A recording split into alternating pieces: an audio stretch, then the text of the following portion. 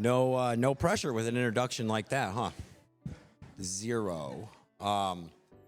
Thank you again to 217 for putting this together. Let's give them a hand.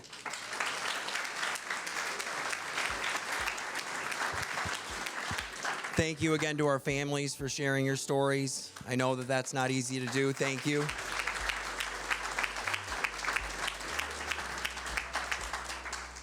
I want to give a special thanks to my family who's here tonight, my beautiful fiance, Emmy, and my wonderful son, Byron, here to see me.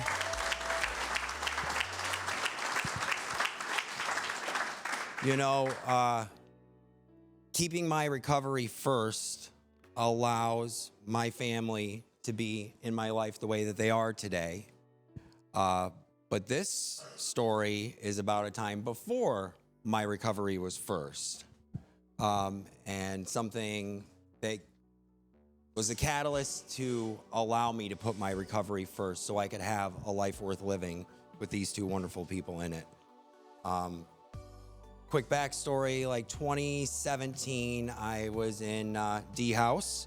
It was my 13th-ish time in treatment in almost as many years. Got out, stayed in the area for a little bit, was doing okay, had a sponsor, got the bright idea to move home. Horrible idea. Horrible idea. First day I got back, I started using again, and this limped along for about 9 months. January 2018 is where we'll pick up. I was getting evicted from my apartment. I couldn't keep a roommate because nobody wanted to live with me. My father had stopped talking to me. I was physically running my mom into the ground from the stress of having to deal with me on a daily basis. My neighbors absolutely hated me because I stole packages off their porches, would try to get this or that from them. People kept their doors shut when I was walking into my apartment. It was really bad. And I could not stop using. Couldn't hold a job, couldn't stay out of trouble, was ruining every family relationship possible. But for some reason, my sponsor from around here, he kept calling me. He kept calling me to check on me. And even when he wasn't doing the best, he would still check on me. Because even when he wasn't doing that great, he was still doing better than I was. And it was January, and he said his fiance and him had to go to MSU for a doctor's appointment, so he wanted to see me.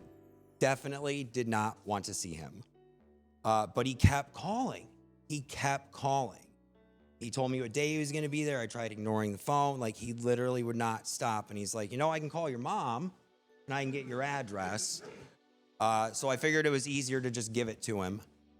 So I did. And him and his fiance were taken back with how bad I was. And he pulled me aside and said, Adam, I think you need to go to treatment.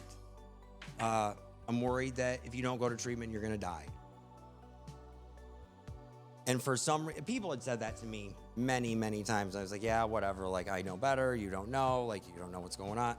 For some reason, I was like, okay, if he's saying this and he's not 100% good, maybe I should listen to him, because if he's not worried about himself, but he's worried about me, that says something about how bad I'm doing.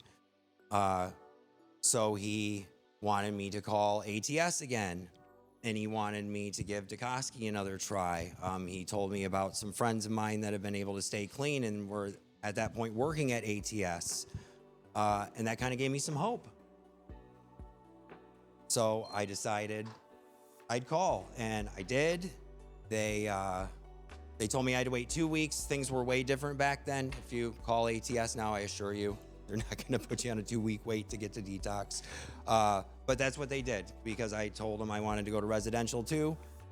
So they said, okay, it's going to be right around February 14th. We'll call you 24 hours before you come in. So I somehow managed to make it till that day and still actually have the desire to go, get from Lansing to Traverse City. And even though I went and I knew things were different. I wasn't sure like how different they were going to be. And, you know, I'm contemplating what I'm going to do. Like if I'm going to stay this time, like what can I do differently? And the 12-step meetings around here, this is an amazing recovery community, and the 12-step meetings around here are super supportive to ATS, to people in treatment, and they were bringing a meeting into detox, and someone had told me that their friend had passed away via overdose at the bus station in Lansing the day before. The day before that, I was in Lansing at that very bus station, and I was using. And for some reason, when this person told me this, something came over me, and I realized, like, I got to do something different this time. I have to. I've been to treatment 13 times in as many years. Like, I always thought I knew best, and I didn't. At that moment, I realized that I didn't, that I needed to listen to people who knew better than me.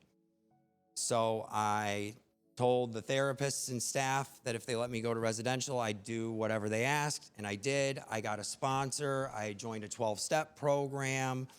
I started working the steps, which was a huge thing for me. Picked a home group, regular meeting attendance, belief in a higher power, all the things that I had never done before, right? And life didn't get super, simple after that. It got easier. That wasn't like the end of my struggles. I did relapse once after that, but I didn't have to go back to treatment. It was literally, I relapsed. I was like, oh, don't want to go down this road again. Got right back on. And, earlier this month, I just celebrated 4.5 years clean.